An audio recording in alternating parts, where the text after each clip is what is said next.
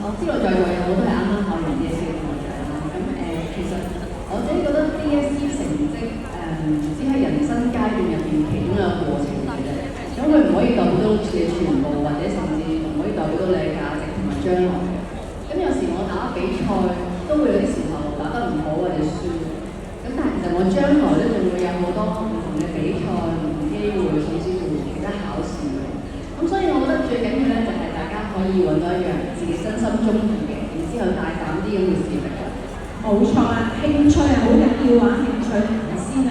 咁我哋咧都想即刻跳咗去咧當年嘅學生時代先，因為今日傾下偈要。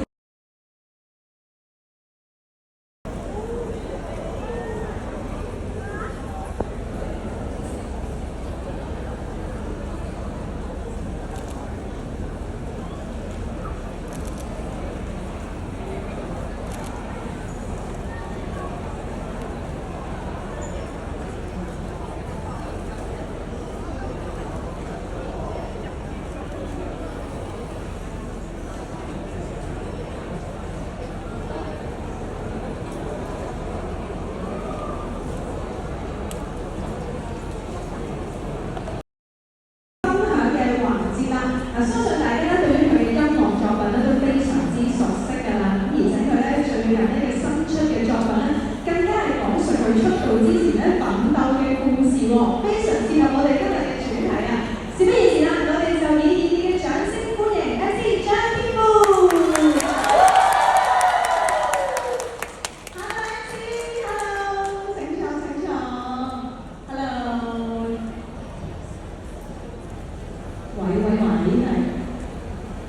有冇工作人員幫手咧？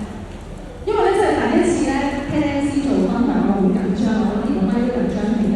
你唱歌咧就係聽得多啦，聽你分享咧都係第一次啊！我哋陣間咧就會交俾 MC 咧同我哋分享更加多咧佢咧，無論係佢歌唱啦，同埋咧事業上面一啲心路歷程。MC 你好 ，Hello，哇，好入咪。今日有啲緊張，因為平時上台開口就已經係唱歌。今日要分享咧，反而有少少即係冇乜經驗。係 ，OK 嘅，我哋都係傾下偈。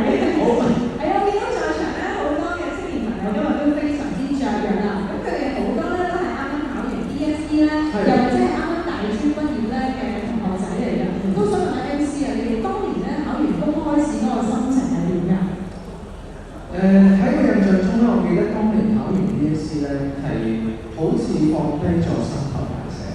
因為其實算係一個旅程嘅結束啦，我覺得。咁但係同時咧亦都多咗一份迷茫嘅，因為唔知跟住嘅路應該要點啦，應該要喺邊一度發展啦，甚至其實都唔知道自己即係當時已經好喜歡唱歌啦，但係唔知道自己究竟呢一樣嘢能唔能夠成為到我嘅職業咧？咁所以擔心啦，咁但係咧好當然最後成績出咗嚟係唔理想啦，咁就有失望過啦，咁甚至乎就開始後悔啦。咁但係依家回望翻嘅時候，其實我認為雖然成績即係學習嘅途中係可以俾啲機會你去學習一啲技能啦，但我覺得亦都係一個好好機會俾你去了解自己嘅興趣啦，或者揾自己嘅一啲能力係喺邊一度咯。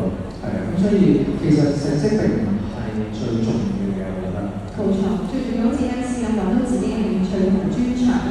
可唔可以俾啲勉勵嘅説話我哋在場嘅青年朋友仔咧？我覺得成績真係唔係最重要啦，人生係一個馬拉松嚟嘅，我覺得並唔係短跑。咁所以真正要做到嘅嘢係揾到自己嘅興趣，發掘自己嘅潛能，同埋揾自己嘅能力。咁我覺得同埋冇驚，我覺得冇驚跌倒，反而係好緊要嘅。我覺得可以捱到咁耐就係跌完你要起翻身。唔怕失敗咧係非常之重要嘅。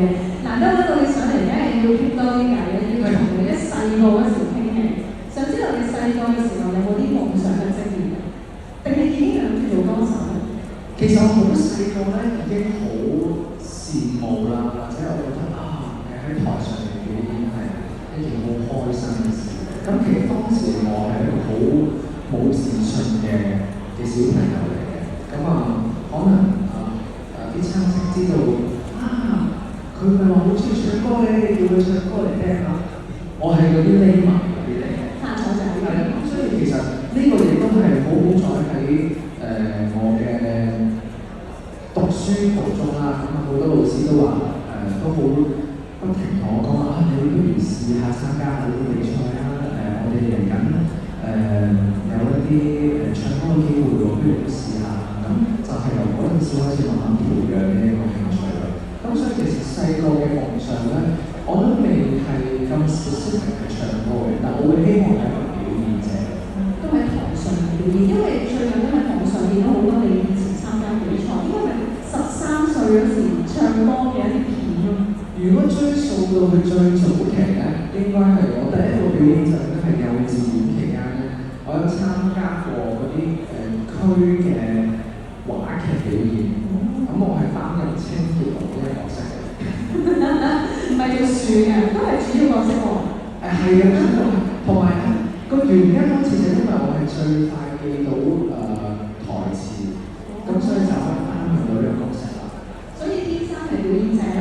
係啦，咁所以講起呢一樣嘢，我突然之間諗起啦，我記得我兒時嘅其中一個職業咧，我係希望同講嘢有關嘅。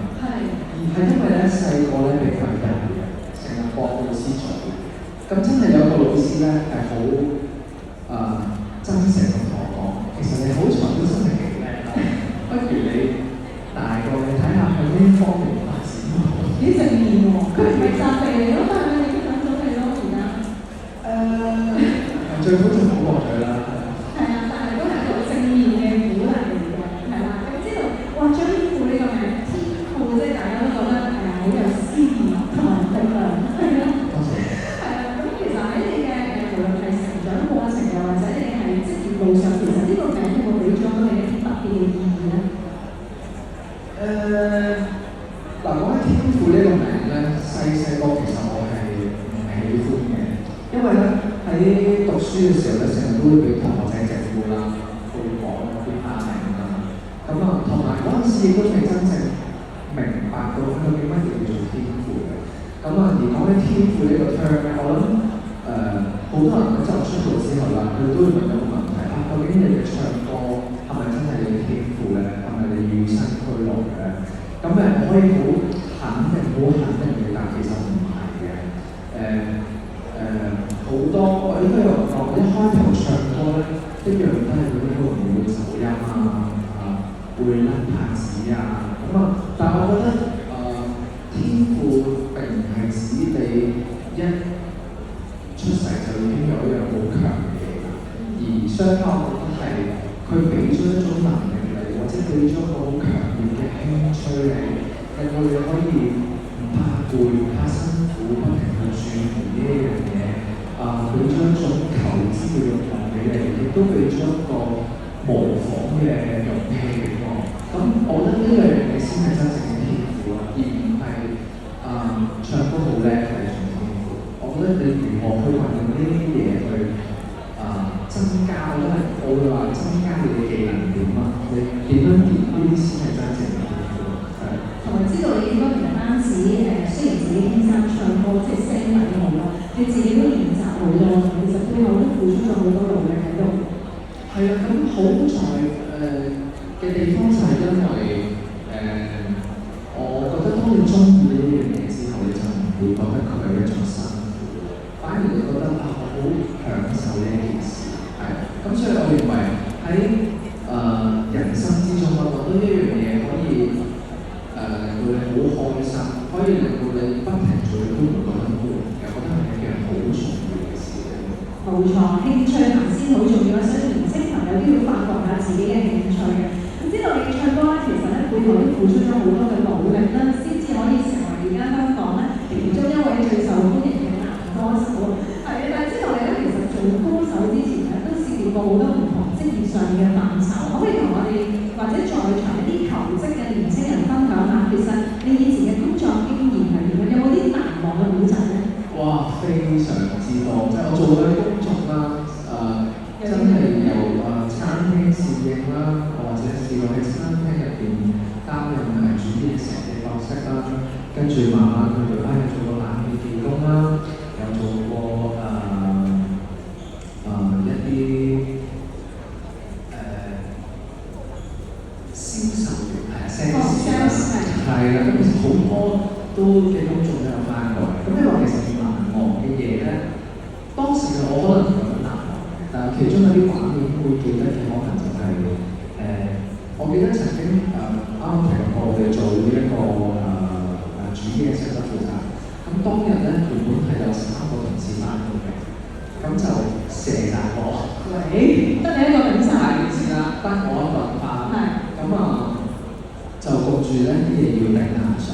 咁咧當時嘅情形咧就係、可能會有張單打出嚟啦，咁就話俾你聽有啲咩要注意啦。咁好在咧我煮嘅嘢食咧都係啲簡單啲嘅嘢，可能係炸下薯條啊，可能係焗下豬仔骨啊，跟住可能係沙律做一啲拌料啊，咁就哇踢晒㗎。咁但係好在喺嗰個高峰期行過咗啦，於是乎就叫做搞得掂咯。咁但係其實當時係一個好高壓嘅環境下，係啊。又或者試過冷氣技工有冇啲難忘嘅嘢？冇熱嘅嗰陣冷氣先。其實都預咗㗎啦，所以係咪難忘都幾難忘嘅？即係當時嘅我咧係好白淨嘅，翻完第一個禮拜咧已經黑晒㗎啦，真係曬黑晒，同埋會傷痕累累啦，因為好多時候你要托一啲冷氣啦，咁會成件就會花晒啦，同埋好似又瘦喎，咁一唔小心就會整親，所以冇難忘嘅事咧，但係好難忘嘅日子咯。係咯。可能都有少少難捱嘅日子。非常之難捱嘅。係，亦都可以勉勵年青人其實要辛苦咧，都係一個磨練嚟㗎。絕對係。係啦，咁亦都知道咧，其實 MCN 頭先講嘅一啲嘅職位咧，或者佢以前做過嘅咧，其實呢度咧都係有一啲嘅職位空缺啦，我哋有僱主都請緊呢啲職位嘅喎，大家都可以不妨留意下，去學習下。可能喺個平行時空裏邊咧冇唱歌嘅，你可能仲做緊頭先所講嘅職位，可能或者喺透過我哋嘅計劃咧去揾到呢啲嘅職位。係啊，咁亦都知道你咧，其實咧天賦咧就未必個個都咁容易發掘到㗎嘛。有啲年青人可能咧啱啱畢業之後咧未發掘到啦，而且又未認清自己嗰個職業嘅目標嘅時候，都會有啲懷疑人生嘅。係啦，係啦，有啲自己做唔到細音喎，係啊。係啦，咁但係都想問下你啦，你其實係點樣度過你嗰時有啲懷疑人生嘅過渡期咧？係點樣去克服嘅？懷疑人生咧，其實喺我嘅早期咧係出現好多嘅，因為我諗最主要會出現嘅時候就係當你未揾到一個好明確嘅目標，或者即使你知道有一個明確目標咧，可能身邊會有好多阻滯啦，因為環境嘅影響啦，或者啲好多現實嘅因素咧，都會將你拉走，或者會將你引咗你嚟到。咁其實點樣捱過咧？我覺得除咗喺要應付現實中嘅壓力之餘，或者咁講咧，咁講，你會有好多嘅小任務嘅，會有好多嘅大目標。咁你要如何兼顧到呢啲小任務之餘，又行緊去正嘅方向，都係最難嘅。好多時候可能會因為一啲人會 distract 咗你啦，拉走咗你嗰啲或者有啲突發嘅嘢，有啲唔開心嘅事情出現，令到你會覺得係好難去應付呢啲嘢。總之係佢哋會想盡辦法令到你停喺度，唔再行。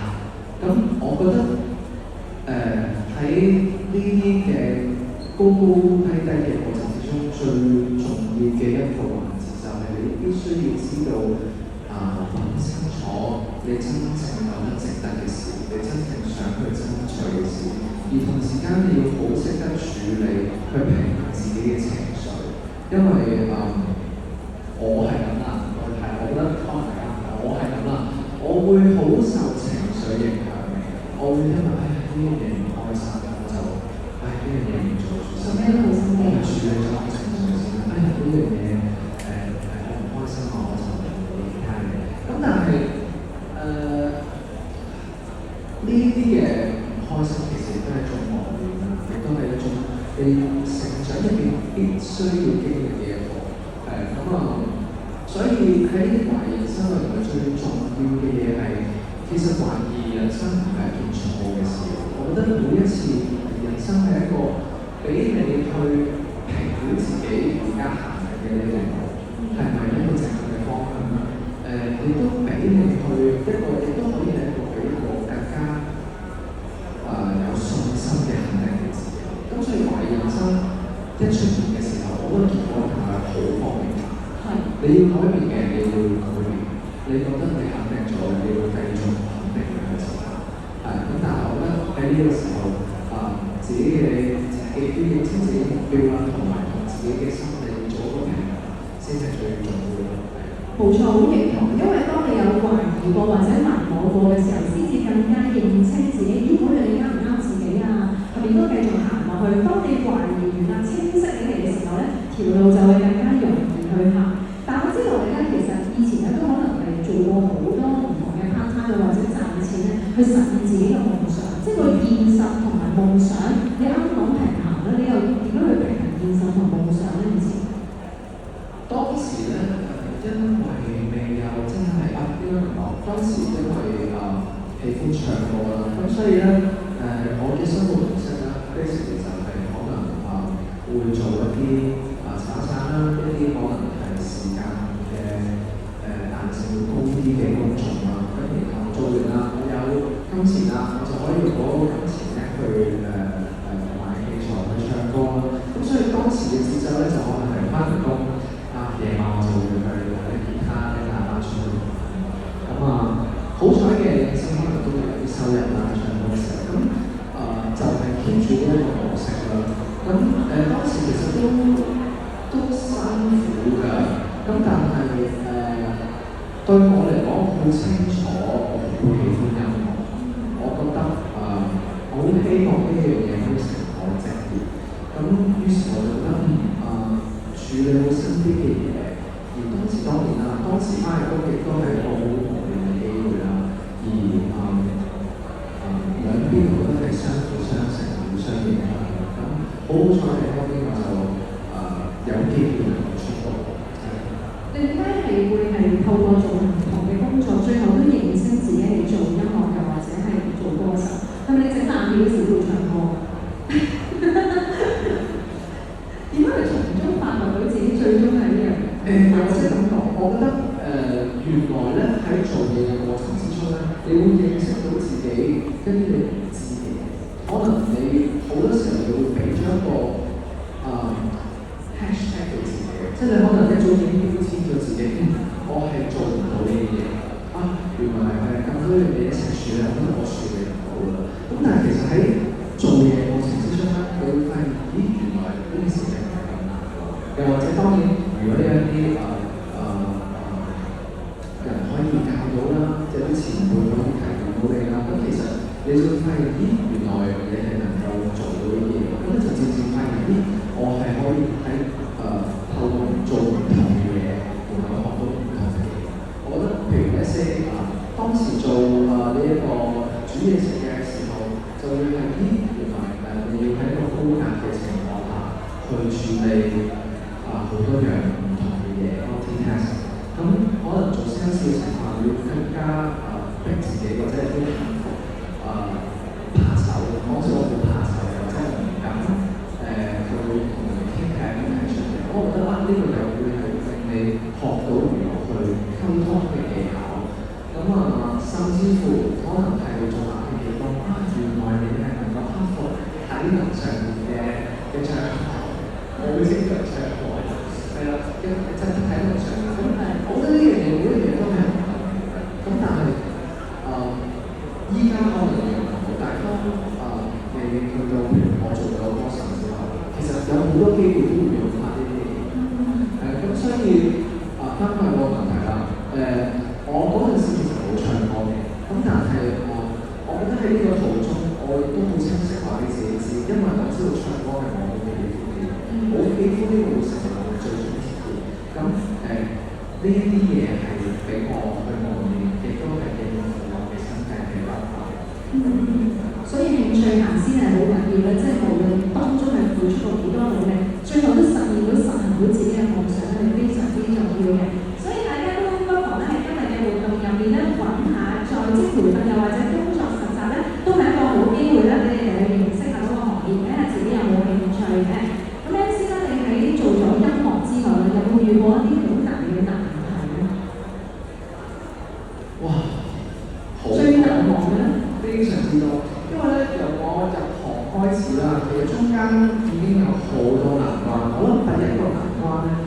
會係我啱啱入行嘅時候，因為我對呢個行業其實非常之陌生。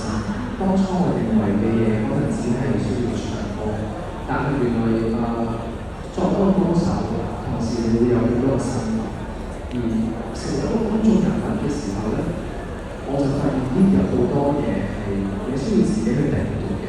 譬如究竟有啲咩標準咧？應該要如何面對大眾啦，或者你本身嘅一啲談吐禮儀應該要點樣去注意咧？咁我覺得呢啲就會係最我自己唔識得處理嘅一件事。咁所以一開始如何去攞一個 standard 啦，然後如何去定一啲目標去 meet 到呢一啲嘅 standard， 然後點樣去攞？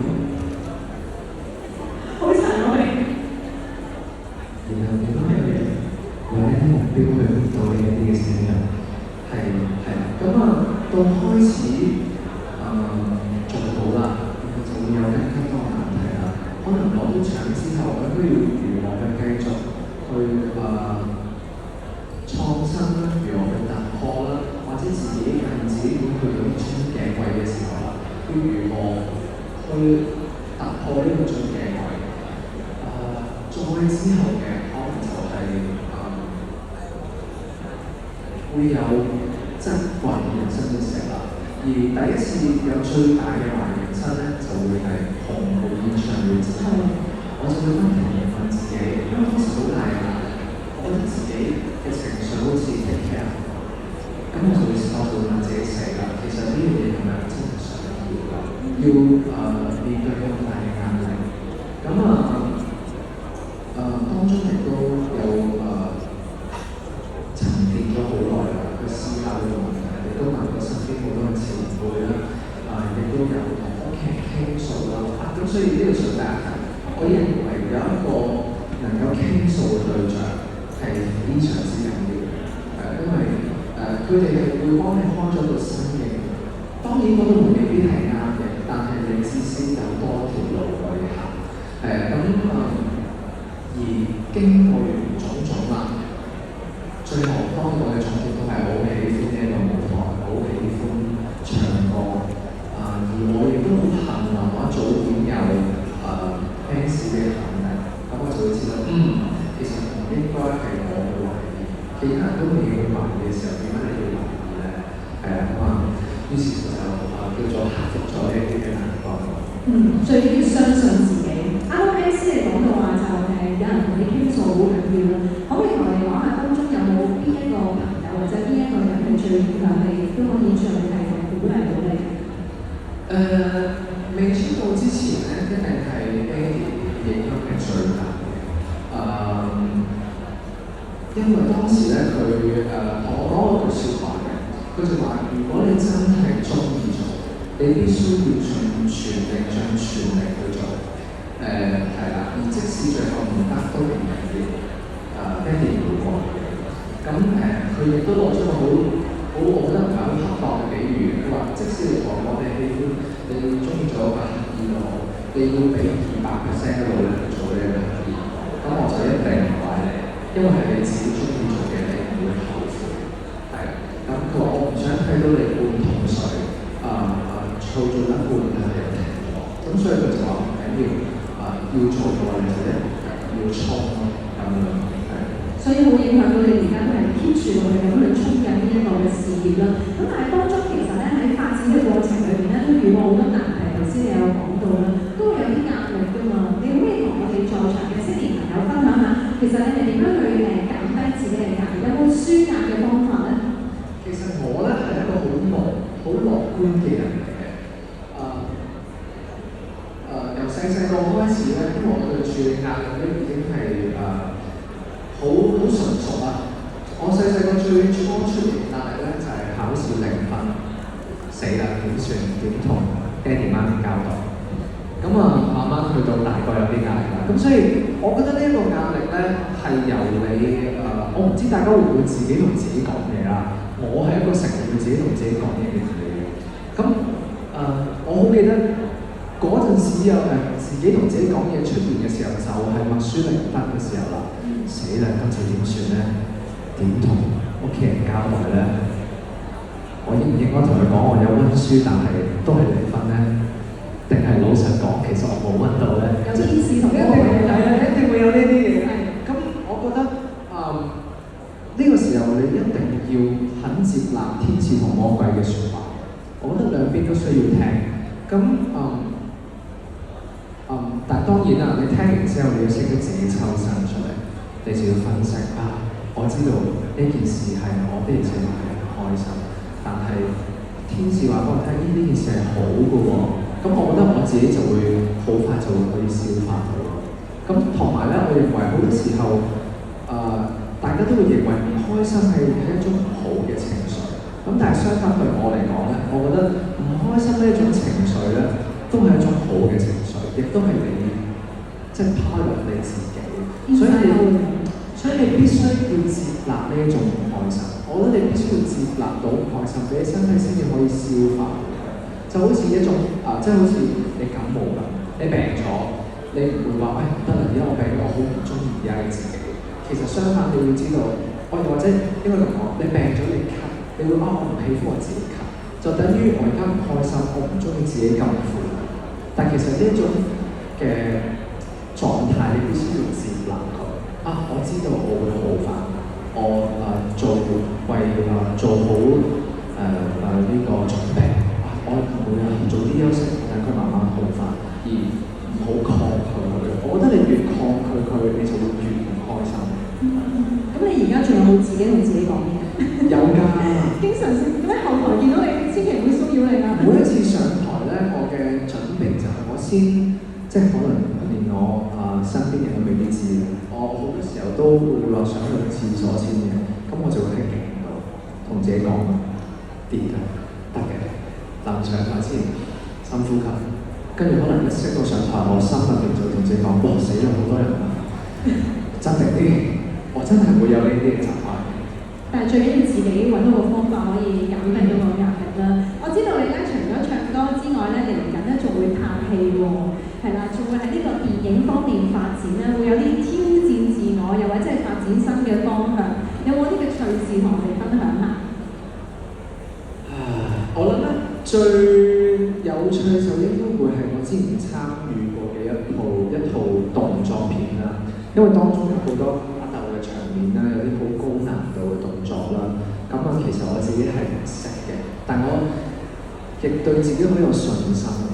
係啦，都係有一幕啦，我就係好有型，我需要踢人哋一腳嘅，咁嗰下就抽咗筋啦，就係踢好痛。我未試過人生抽嗰條筋，嗰條筋係好痛嘅，係喺大髀近 pat pat 嘅嗰個位嘅。但係喺呢個拍攝嘅過程中，其實好開心嘅，因為可以接觸到好多唔同嘅嘢啦，可以去到唔同嘅地方啦，甚至乎令我好大開眼界原來可以有呢一啲嘅拍攝手法啦，可以學到呢啲嘅技能啦。雖然當初真係好辛苦嘅。我覺得我都會繼續喺演戲呢邊發展。有冇最想演啲咩角色？即係動作片有試過啦，有冇邊啲角色你想試下？以前咧，我其實會好希望演一啲好有挑戰性嘅角色嘅。我成日都話我要做變態佬，我要做一啲好難拿捏嘅角色。咁但係相反咧，而家反而我對我覺得要演平凡嘅角色咧，先係最難。即係你又唔能夠好焦點地去表達一件事，亦都唔能夠誇張去表達一件事，而相反平無奇要演出嗰種味道先係最難。所以如果有機會話，我希望可以演一個甜而無味嘅角色，即係唔係講緊生活化係啦，生活化嘅角色係啦。生活化先最難，因為要最自然。咁啱啱你提到即係喺電影發展嗰度都有啲挑戰俾自己啦。咁有冇一啲嘅説話可以同我哋嘅在場嘅青年朋友講？如果佢哋要去試啲新嘢，去挑戰自己發展新方向，嗰個心態應該點調整？心態呢個先係啊！嗱，我覺得我好中意一句説話咧，就係叫做飛機超越 making 嘅，就真係簡單啲解釋就係真係你要扮你做到，直至扮到你做到為止。其實呢個咧就好似我覺得當初唱歌咁嘅，因為譬如我好喜歡一個歌手佢嘅一啲唱腔或者佢啲技巧，我會不停模仿佢，一路扮到知為咗啦。我覺得我攞到一啲佢我要學習嘅嘢啦，我就會變成自己嘅嘢啦。咁所以每個人都會扮下，我就會攞咗翻嚟變咗自己嘅嘢。咁我覺得其實喺其他嘅地方都係一樣。我覺得必須你要模仿或者你要做咗先。我覺得做完先至諗，跟住諗住再做，呢個一定係最好嘅實行方法嚟。而唔好淨係停咗喺度我要有個好完美嘅 plan 度先至開始行。我覺得係唔可能，因為你都未接觸過，你必須要接觸過原來咁嘅，我就有個 plan，然後我再去做，做完我再去諗 plan 完我再去做。我覺得呢個先至係最緊要嘅。勇於嘗試同埋學你話齋，就係揾一個可能模仿嘅對象去試咗先啦，去不停咁去學習，去成為更好嘅自己啦。咁你嚟緊咧事業上面有冇啲咩新嘅發展大計咧？事業上面其實我諗我都希望我繼續會喺音樂方面發展啦，專注於唱歌啦，同時我其實亦都開始諗緊咧，如果10年後咧，我仲係咪以唱歌為職業啦？咁我會希望10年後咧可以參加多啲幕後嘅嘢啦，或者我希望可以成為一個監製啦。咁所以咧好多時候我而家都同我成日合作過嘅徐浩監製就講：喂，不如有陣時你做嘢咧打電話俾我過嚟喺你隔離學下嘢。咁我都希望可以吸收到啲佢嘅技能啦，即係我又扮下佢啦，係啊咁樣咯。咁同埋電影方面以外咧，就可能我會希望拍戲啦。咁當然呢個要等待機會啦。咁但係我相信喺戲入邊咧，因為會可以學到多啲唔同嘅技能。咁而且自己咧，我亦都有好多嘢嘅。因為最近啱啱考咗電單車牌啦，其實都唔係嘅，我就嚟甩 P 㗎啦，係啦。而亦都報咗咧中型貨車嘅，係啦，不過未考嘅。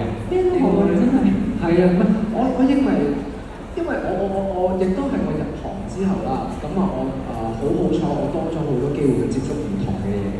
當我接觸到呢啲唔同嘅事，我先發現，咦，原來我係中意嘅。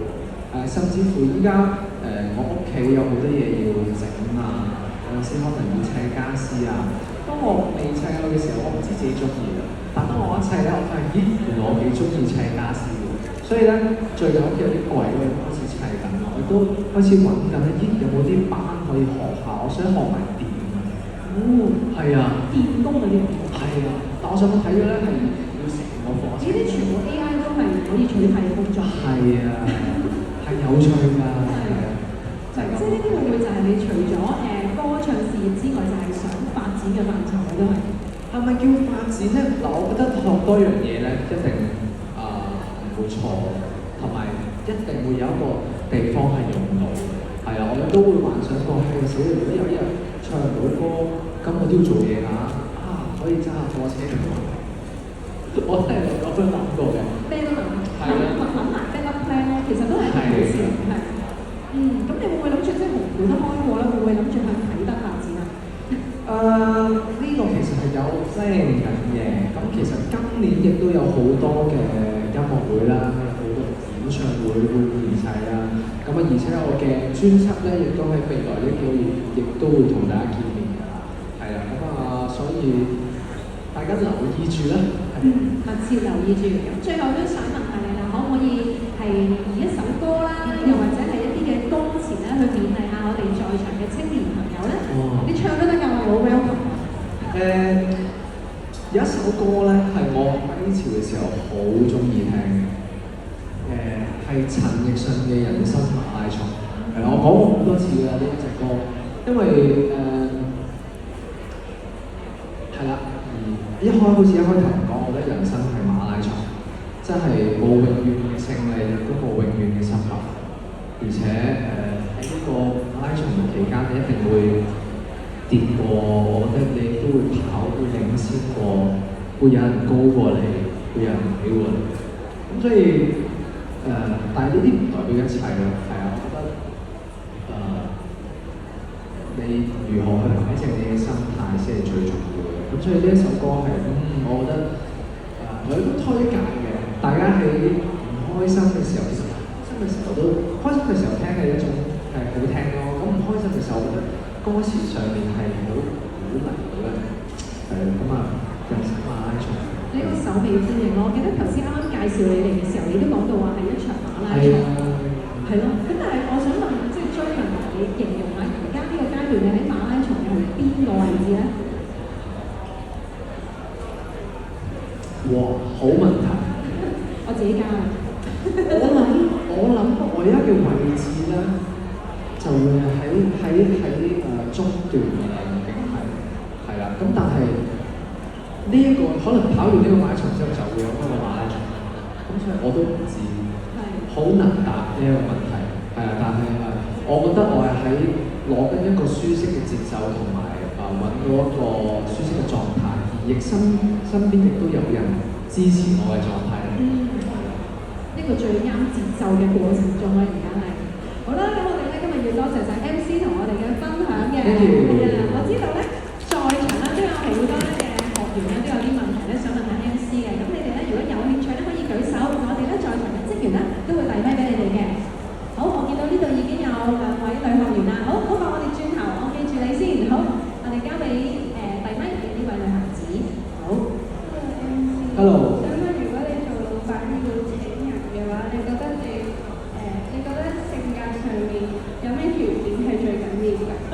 哇！而家 interview 啊，請人跟住性格上面有咩最重要？我覺得請人上面咧咁啦，我覺得係一個樂天性格咧，都係幾重要嘅一環嚟嘅。因為咧正能量係可以傳染嘅，而相反負能量亦都一樣能夠傳染嘅。咁好多時候咧。我覺得尤其是係我呢一行咧，壓力會比較大啦，因為或者時間好緊迫啊，而開心嘅助手或者開心嘅合作夥伴啊，係啦，係好能夠幫助到你去扭轉呢一個，即係能夠將你嘅壓力都可以變成開心，係啊，咁同埋有啲咩性格對我嚟講，我諗食嘢啊。呢個性格，呢個興趣。食嘢係啦。都係正面同積極嘅。好緊要嘅係啊，都係嘅，即係正面咯，同埋積極嘅心態都會係好緊要，無論係做任何工作都係一個抱住呢個心態嘅話，學習有時會崩潰啦，又可以影響到身邊工作嘅夥伴啦。好，我哋仲有冇其他嘅學員係呢位女學員？係 ，hello。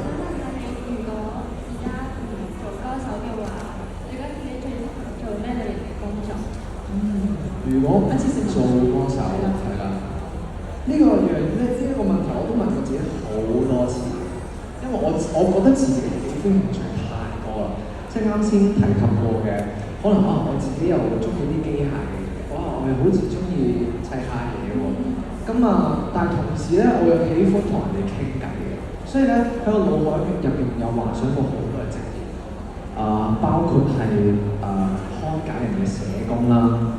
心理輔導啦，即係我覺得我相信同我傾偈應該都開心嘅，係啦，咁而且我中意聽佢哋分享故事嘅，咁所以我覺得因為可能呢啲啦，而亦都有諗過可能都係一樣同口才有關嘅職業嘅，可能係做 MC 啦，即係真係做主持啦，係啦，或者係做一啲電台嘅 DJ 啦，甚至乎係做一啲主播啦，即係特別新聞都係即我講。我介紹你係啊，又或者係老師嚟㗎，都係用口才。我細個真係有諗過㗎，但係我覺得我審視翻我過往嘅紀律啦，同埋過往嘅操行啦，難以說服嘅。體育老師咯。咁但係亦都可以係一個反面教材嚟嘅，即係我細個都睇嘅，而家都成為咗老師嘅。係啦，咁係同埋講起老師咧，我有翻去小學探望嘅老師㗎，佢哋都話佢哋都異口同聲話我真係好曳嘅老師。所以而家見到我覺得有今日嘅成績係開心嘅，係啦，真係好在冇行錯。所以我覺得老師都係嘅職業嚟。哦，係煮嘢食啊！煮嘢食。但係我係地獄廚師嚟嘅。但係你話你做過廚房？因為當時嘅嗰啲嘅煮嘢即煮嘅嘢咧係非常之容易嘅，佢哋有一個 formula 嘅，即係可能呢啲嘢要整幾耐，或者要落幾多嘅份量，咁我就跟翻嗰個份量去做就得啦。但係如果我做，我係一定憑我嘅創意去煮嘅，咁就創意料理。但係我嘅創意通常都係啦，即係反面教材啦，可以係。係，但係都好嘅，即係去諗下自己嘅興趣啊，發掘下咧，都係一個幾好嘅心態嚟嘅。呢邊係咪仲有位男學員都有問題？哦，係咪時間有限㗎啦？唔好意思，我哋時間有限啦，所以我哋咧答問嘅時間咧就到此為止啦。我哋今日咧就多謝晒 MC 啦、張天賦啦，為我哋嘅分享佢咧工作上面啦，同埋咧屬於前嘅一啲心路歷程同埋經歷嘅。咁我哋呢個時候咧，我哋有請勞工處助理處長就業事務黃善儀女士上台致送紀念品俾 MC， 有請黃女士。好，我哋可以一齊起身 ，thank you。我哋請以掌聲歡迎黃女士，唔該晒。好，而家我哋交俾我哋大會攝影師安排下，佢哋兩位企喺呢個位置影相咧係最靚嘅合照嚟嘅。大家亦都見到咧 MC 手上面咧呢一份精美嘅紀念品啊，亦都係由我哋咧展翅青年就業計劃嘅學員親手設計啊，所以咧就係非常之獨一無二同埋特別嘅。唔該晒 MC 同埋黃女士，可以請兩位咧先到台下就座啦 ，thank you， 唔該晒。咁我哋今日呢個嘉賓分享環節咧亦都圓滿結束啦。咁大家聽完分享之後咧，記得就要把握機會積極面對唔同嘅